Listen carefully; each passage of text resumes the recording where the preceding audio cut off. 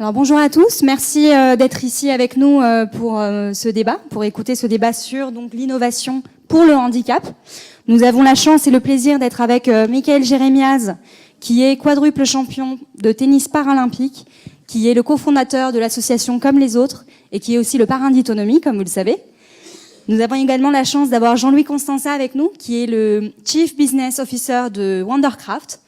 Il est également serial entrepreneur et il est ingénieur en robotique. Donc Jean-Louis, est-ce que vous pouvez nous introduire Wondercraft ? Merci, bonjour.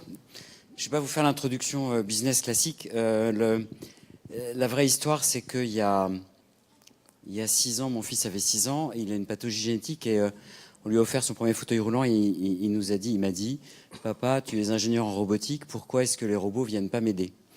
Je me suis mis en quête de qu'est-ce qui pourrait lui faire qu'il aille à pied à l'université. Donc c'était à l'époque 12 ans plus tard, maintenant c'est dans 6 ans. Et j'ai rien trouvé sur le marché. Il y a des fantastiques exosquelettes qui fonctionnent avec des béquilles, mais qui ont des limitations. Moi, j'étais totalement incompétent pour développer un projet aussi complexe.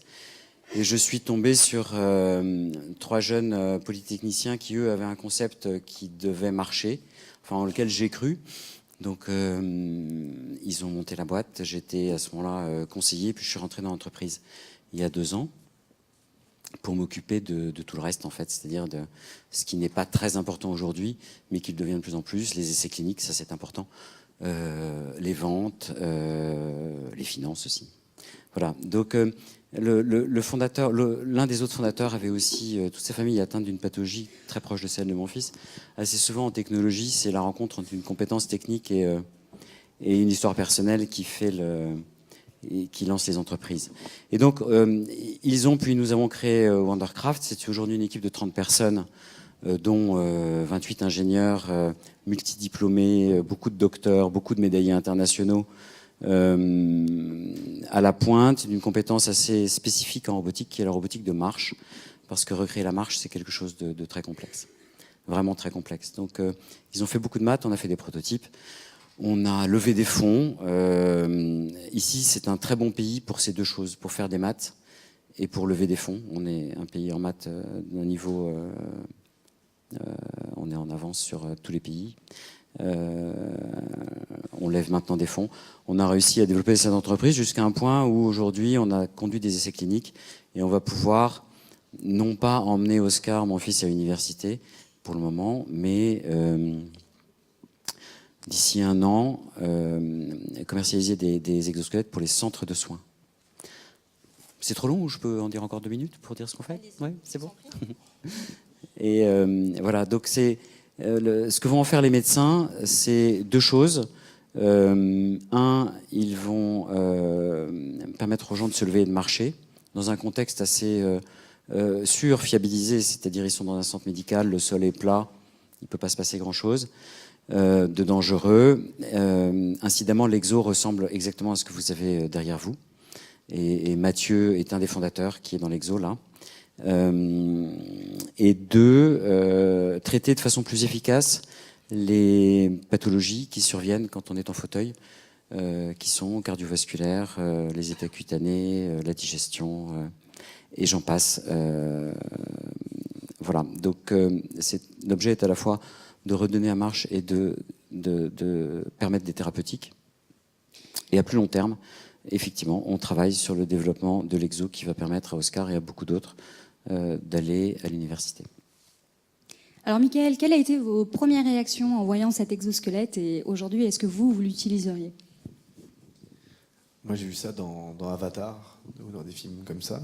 Ça fait longtemps que le principe de l'exosquelette, moi ça fait quelques années que j'en entends parler. On a eu une discussion la première fois qu'on s'est rencontré avec Jean-Louis autour évidemment de son parcours, des raisons qui le poussent, et on les comprend, pour des raisons personnelles, mais même de manière générale. Aujourd'hui, reproduire la marche pour des personnes comme moi, par exemple, qui ont un accident de la vie et qui font qu'au quotidien on se déplace dans un fauteuil roulant, c'est un combat qui est intéressant, c'est un combat qui est juste. Il y a 2 approches. De toute façon, il y a l'approche biologique, médicale, donc là c'est la science qui va essayer de trouver des solutions à l'intérieur de la moelle épinière et en travaillant en neurologie ou alors la robotique. Effectivement, à plus court terme, j'ai plus d'espoir. Pas pour moi, ça fait partie des échanges qu'on doit avoir. Moi, je suis très heureux même assis dans un fauteuil et je ne me projette pas en me disant que mon bonheur dépendra de telle ou telle invention. Mais j'ai beaucoup plus foi en ça à court terme, à moyen terme, que dans des progrès de la science qui feront du jour au lendemain des paraplégiques, des tétraplégiques, des hémiplégiques se remettent à marcher comme avant.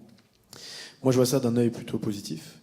C'est-à-dire qu'effectivement, moi je rencontre depuis maintenant, ça fait 17 ans que j'ai mon accident, je ne connaissais pas le monde du handicap avant, donc je rencontre énormément de personnes en situation de handicap, très fréquemment, quotidiennement, et il y a des attentes, il y a des espoirs.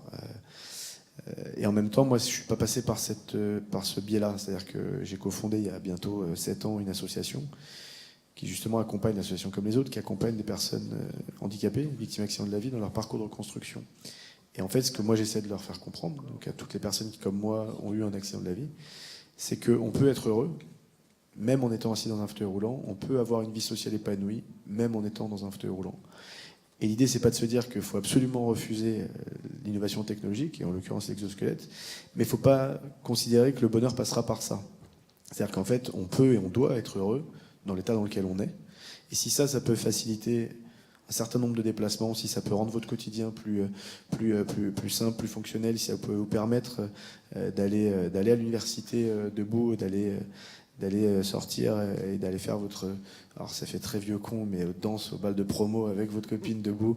Non mais, même à mon époque, ça n'existe plus. Ça. Mais pour le coup, c'est tout ça, sont des outils, et c'est ce qu'on voit aujourd'hui sur le salon Autonomie, c'est des outils extrêmement intéressants qui, pour moi, doivent venir accompagner un accompagnement social global, ce que nous on fait avec notre association. Et en fait, tout ça doit être complémentaire. Donc, moi, à titre très personnel, mais c'est pas l'enjeu du débat, je serais curieux et je viendrai à ton invitation. D'ailleurs, je viendrai l'essayer parce que je suis quelqu'un de curieux. Mais moi, je suis paraplégique incomplet, c'est-à-dire que je peux me mettre debout. La station debout, je l'ai, et je suis en fait de manière pratique aujourd'hui. Mais moi, j'ai bon espoir que dans quelques années, tu arrives à le démocratiser, le rendre accessible à tous et qu'il soit extrêmement fonctionnel et miniaturisé. Mais moi, je suis beaucoup plus autonome en fauteuil roulant. Moi, pour aller d'un endroit à un autre, je suis beaucoup plus rapide et autonome en fauteuil. Et aujourd'hui, on vit dans une société où même dans un pays comme le nôtre, qui est loin d'être très accessible, on est quand même en capacité de faire énormément de choses. Donc moi, d'abord, le travail, il va être sur la personne, et c'est un accompagnement social, vraiment, encore une fois, global, d'expliquer que le bonheur ne passe pas par notre capacité à mettre un pied devant l'autre. Sinon, la réalité, c'est qu'aujourd'hui, il y aurait des centaines de millions de personnes malheureuses dans le monde à cause de ça. Par contre, effectivement, pourquoi s'empêcher, s'il y a des gens qui le proposent, s'empêcher pour des raisons ne serait-ce que médicales, c'est ce que tu disais, sans rentrer dans les détails, mais pour des problèmes de peau, des problèmes de digestion, des problèmes de densité osseuse, des problèmes de perception aussi du monde dans lequel on vit. Parce que passer son temps à regarder comme ça, c'est même dans le rapport à l'autre, en termes de communication, dans le rapport un peu de dominant-dominé, c'est juste égaliser un petit peu les rapports, juste ça. Donc non, moi je vois ça d'un œil plutôt positif. Alors concernant les limites et les risques de cette technologie aujourd'hui, Jean-Louis? Alors, si on avait un vrai débat, on ne serait pas d'accord avec Mickaël, mais c'est non seulement, je suis profondément d'accord avec ce qu'il dit, mais on est allé, on est toujours des ingénieurs très enthousiastes, on a envie à la fois de monter une entreprise qui devient grosse, mais on a beaucoup limité notre communication ces derniers temps, parce qu'on a un peu communiqué sur nous, pour aller dans son sens. C'est-à-dire que, moi, quand je rentre le soir, mon travail avec ma femme, c'est de faire que Oscar soit heureux, se donne tous les moyens, lui, c'est pas nous qui allons le rendre heureux, mais se donne tous les moyens d'être heureux dans son fauteuil, qui est un accessoire de sa vie, comme il est châtain clair, il fait telle taille et il est bon en maths et en informatique, et il a des caractéristiques dont l'une d'entre elles est d'être en fauteuil. C'est des caractéristiques un peu envahissantes, mais à titre personnel et donc à titre professionnel, forcément, on fait vraiment très attention. On a très peu communiqué jusqu'à maintenant pour que les gens ne changent pas de projet. En fait, leur projet, c'est d'être heureux. Ils ont un fauteuil, ils ont des problèmes d'activité en permanence, et leur projet, on ne va pas le torpiller en disant dans 1 an et demi, vous allez, ou dans 2 ans, etc. Et puis être en retard de 2 ans. Ça, c'est très mauvais. Et de toute façon, les gens nous en voudraient beaucoup, et les médecins nous en voudraient beaucoup. Donc, non seulement on fait très attention à ça, mais on est très prudent sur ce qu'on va proposer. quasi sûr que dans un an et quelques mois, on va proposer une machine pour les centres de soins. Et quand on communiquera sur une machine, sur un exo personnel qu'on pourra emmener dans la rue, c'est qu'on sera sûr de pouvoir le sortir quelques mois plus tard à la date qu'on dira. Et il y a du travail parce que vous voyez la machine qui est sur l'écran, elle est absolument fantastique au plan technique, je peux le dire, puisque c'est fait. Elle recrée la marche et c'est le premier robot au monde qui recrée la marche et qui arrive à un stade commercial. La difficulté technique, je ne vais pas vous la raconter, c'est notre affaire, mais elle est énorme. Par contre, vous pouvez voir que c'est quand même un gros camion qui n'est pas très beau et qui ne fait pas encore tout ce qu'on veut. Il marche sur sol plat, mais il va falloir qu'il franchisse le trottoir, qu'il ne tombe vraiment pas. Et que si on le pousse et qu'il tombe, qu'il protège la personne, il faut qu'on lui donne des qualités qu'il n'a pas encore. Ça va prendre un certain temps. C'est plutôt moins compliqué à faire que ce qu'on a déjà fait. Et quand on sera prêt, on en parlera.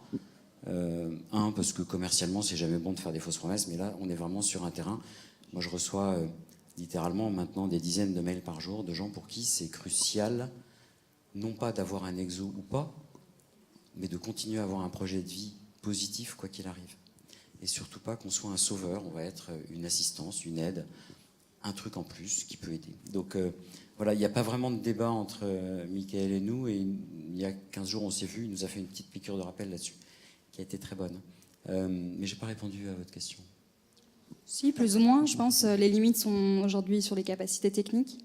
Oui, ben aujourd'hui, il marche sur sol plat, il se lève. Alors, un point, par exemple, après la conversation avec Michael, on allait faire un communiqué de presse le lendemain qui a été pas mal publié, et on n'a pas sorti de vidéo, parce que les photos ne partent pas en flash, en flamme sur Twitter, et c'est un objet assez abstrait, la vidéo, les gens se projettent trop par rapport à ce qu'on voulait. Et donc, vous n'avez pas de vidéo. On monte les vidéos aux médecins, en privé, à des gens, etc. Donc, il n'y a pas de vidéo sur l'écran. Donc, ce qu'il sait faire aujourd'hui, c'est il sait se lever, s'asseoir, marcher, tourner, sur sol plat. C'est déjà super dur, mais ça suffit juste à un centre de soins. Il n'a pas encore un équilibre à toute épreuve, c'est-à-dire la personne dedans peut faire ce qu'elle veut, il ne tombera pas. Il va écarter les pieds pour reprendre son équilibre, mais si on le pousse vraiment fort, il va tomber. Et donc, il faut qu'on améliore ça avant de retirer le petit câble qui le tient par en haut et qui assure la sécurité. Donc, vous voyez, il y en a beaucoup de travail pour arriver à faire un objet qui permet d'aller dans la rue à l'université, de monter dans une voiture, d'aller aux toilettes, et avec un gabarit qui soit le siège de première classe du TGV. Et on va y arriver. Si c'est pas nous, ce sera quelqu'un d'autre 2 ou 3 ans plus tard. Voilà. Et bien malin qui peut dire quand on pourra être assez versatile pour remplir à peu près tous les créneaux d'une journée normale. Moi j'ai une idée, mais ça je vous le dirai pas. Alors justement, en revenant sur les innovations technologiques dans le secteur de la santé et du médical, et aussi de l'aide à la personne, qu'est-ce que vous en pensez et que pensez-vous de la perception qu'en ont les gens? Est-ce qu'il y a des appréhensions aujourd'hui sur les risques, sur justement l'espoir que peuvent avoir et sur les capacités également? À quelle perception avez-vous déjà été confronté, que ce soit Jean-Louis ou Michael? À la question de l'innovation technologique pour une plus grande autonomie des personnes handicapées, c'est quelque chose qui existe depuis la nuit des temps. Si moi je prends mon exemple, si à 70 ans j'avais le même accident, je serais mort, parce que en réalité les complications médicales à l'époque on ne pouvait pas les traiter. Il y a un certain nombre de soins qui devaient être opérés à l'époque qui aujourd'hui sont complètement banalisés. Et donc de fait, notre quotidien, alors là on parle même d'espérance de vie, mais notre quotidien est dépendant de l'évolution des technologies, que ce soit dans le médical, dans la robotique. On le voit ici, il y a énormément d'exposants d'outils, en fait d'outils qui ne sont pas forcément des révolutions comme un exosquelette, parce que là on parle de quelque chose d'extrêmement complexe, extrêmement technique, mais des choses qui a priori beaucoup plus simples. Alors pour moi qui sont très compliquées, moi je sais à peine servir mon iPhone, mais pour le coup c'est des choses qui, ça peut être une application, ça peut être, on est beaucoup dans le digital, pour les personnes malentendantes, malentendantes mais aussi malvoyantes, il y a eu énormément de progrès là-dessus. Il y a des fonctions sur des téléphones ordinaires qui sont accessibles à tous, qui change carrément la vie de personnes malvoyantes. L'audiodescription, et pas uniquement au cinéma ou à la télé, change considérablement la vie de ces personnes-là. Je me suis baladé un petit peu, des maisons qui sont complètement assistées, qui permettent de développer de s'assurer d'un maintien à domicile plus long, d'éviter de situations où des personnes doivent, entre guillemets, sans culpabilité, mais laisser leurs parents partir en maison spécialisée, ou alors s'en occuper, mais on sait les complications que ça peut représenter au quotidien. Moi, je prends l'exemple de mon fauteuil. Moi, il y a 17 ans, j'avais pas un fauteuil comme ça. Il était beaucoup plus lourd. Et quand vous vivez à Paris, comme moi, vous êtes content d'avoir un fauteuil qui est sur mesure, très léger, qui vous permet d'être beaucoup plus autonome pour vous transférer, pour vous balader, et vous le sentez moins en fin de journée. J'ai beau être sportif, j'ai aussi installé un petit système, c'est pas moi qui l'ai inventé, c'est une boîte italienne, une extension à mon fauteuil qui permet de mettre une petite extension électrique. Alors pas que je sois devenu fainéant, mais simplement, aujourd'hui, je fais des choses que je ne m'étais jamais permis de faire parce qu'en soi, faire 5, 10, 15 bornes en fauteuil, c'est faisable. Et je le fais d'ailleurs des fois, mais c'est pas plus excitant que ça. Et donc en fait, ça permet de découvrir le monde plus librement. Et voilà, de faire des choses qu'on ne ferait pas forcément, d'aller faire des balades avec des amis, et donc créer un peu aussi, sortir de cette zone de confort. Et donc moi, c'est ce que je découvre ici. Et aujourd'hui, vous avez pléthore d'outils qui vont nous rendre, qui vont nous rendre la vie plus facile au quotidien. Et c'est ça l'enjeu. C'est l'enjeu aussi de ce salon, c'est de faire connaître toutes ces associations, entreprises, start-up qui œuvrent au quotidien pour nous rendre finalement la vie la plus confortable possible. Nous, on a un travail à faire, et c'est ce qu'on fait avec notre association, c'est ce que font plein d'autres associations, c'est de prendre en charge la personne qui en aura un accident et de lui expliquer qu'elle va passer par toutes ces étapes-là, mais que la finalité, encore une fois, c'est qu'il y a de la place pour une vie sociale épanouie. Peu importe dans quel domaine vous réalisez, et une fois que ça, vous l'avez identifié, heureusement, prenez tout ce qu'il y a à prendre. Et moi-même, en venant ici, j'ai vu des choses, que ce soit pour mon asso ou même pour moi. Et là, j'ai 35 ans. Dans 20 ans, j'imagine même pas à quoi va ressembler un fauteuil. Qu'est-ce qu'on aura au quotidien pour se faciliter la vie. Les voitures, comment on va se transférer dans notre voiture. Aujourd'hui, on est encore sur des transferts où on le fait à la force des bras, mais j'imagine qu'il y aura des fauteuils qui sortiront des voitures, ce qui existe d'ailleurs un petit peu dans certaines boîtes, mais qui va se mettre au niveau, qui va prendre là, avec un bras armé qui va venir chercher le... Pourquoi je dis armé d'ailleurs? Un bras qui va venir chercher le fauteuil. Mais voilà, moi je le sais. L'idée après, c'est encore une fois l'équilibre. L'équilibre entre des outils qui nous permettent plus d'autonomie et sans non plus perdre de vue ce qui est essentiel, c'est l'indépendance. Être indépendant, être aussi actif. L'ennemi de la personne en situation de handicap, l'ennemi de la personne en fauteuil roulant, c'est la sédentarité. Pour des raisons toutes simples, c'est des raisons de santé publique, c'est risque de surpoids, maladie cardiovasculaire. Donc trouver l'équilibre entre tous ces outils qui nous permettent de faire des choses sans effort, sans contrainte, tout en s'assurant d'avoir une activité physique, on ne parle pas de sport de haut niveau là, mais une activité physique régulière. Et moi je pense qu'il faut se nourrir un peu de tout ça et aller chercher les bonnes idées, les bonnes innovations. Et puis oui, à mon avis, voilà, on voit sur la photo, je ne sais pas qui est ce monsieur, mais ils seront nombreux à vouloir l'essayer. Et nous, on s'assurera qu'avant de l'essayer, ils aient fait le travail qui leur permette de se dire c'est un plus. Mais c'est pas ça qui va conditionner mon bonheur. Alors, je vais quand même vous poser la question. Est-ce qu'il n'y a pas une crainte sur le côté déshumanisation finalement, avec toute cette technologie, les robots qui arrivent, la réalité virtuelle? Est-ce qu'il n'y a pas une crainte autour de ça, que ce soit de la part des professionnels de santé que de la part des usagers qui voient arriver ces innovations Moi, je suis pas sûr qu'on nous regardera différemment d'aujourd'hui. Quand vous voyez quelqu'un en fauteuil roulant, encore aujourd'hui, il y a ce regard. Parfois, alors moi, je fais abstraction de ça. Ça fait très longtemps moi, que je suis en fauteuil roulant. C'est bientôt le 7 février 2000, j'aurais passé la moitié 7 février 2018, j'aurais passé la moitié de ma vie en fauteuil. Voilà, je fais une grosse fête d'ailleurs, si vous voulez venir. Et donc, ce sera mes 18 ans, plus la majorité. Autant vous dire que ça va être une grosse fête. Mais pour le coup, je fais plus attention à ce regard-là. Mais la réalité, c'est qu'il y a un regard encore pesant, un regard de peur, un regard de tristesse, de condescendance, de compassion, parfois de pitié. C'est pas un regard en fait banal. Et nous, le combat, c'est la banalisation de la différence. Et aujourd'hui, on n'y est pas encore. Donc, se balader sur un fauteuil roulant, se balader tel un robot super moderne, je sais pas, de toute façon, ça, faudra expérimenter. Peut-être que le jour où tu es prêt, Jean-Louis a lancé ça, on se fait une balade dans la rue, on filme ça en caméra cachée, et on regardera, des personnes. On fait la même en fauteuil, et voilà, exactement au même endroit, et on voit. Mais bon, de toute façon, on va vivre avec ça. Moi, l'autre fois, j'ai fait me faire renverser par un mec qui était sur les trucs, qu'on appelle ça, là, les trucs pods, là, gyropodes, voilà. J'ai l'impression d'être un vieux con. Donc les gyropodes, trucs qui fonçaient, vous allez en voir demain de plus en plus. Ça va être le nouveau système de transport dans les grandes villes, et ce qui est plutôt bien d'ailleurs, parce que ces trucs électriques et tout, vous allez plus voir de voitures, et ça va être un nouveau système de déplacement, quoi, à condition qu'ils fassent gaffe. Mais voilà, on s'habituera, en tout cas on s'y habituera. Ce sera certainement pas un frein, à mon avis, pour les personnes qui le développent et les personnes qui veulent l'essayer.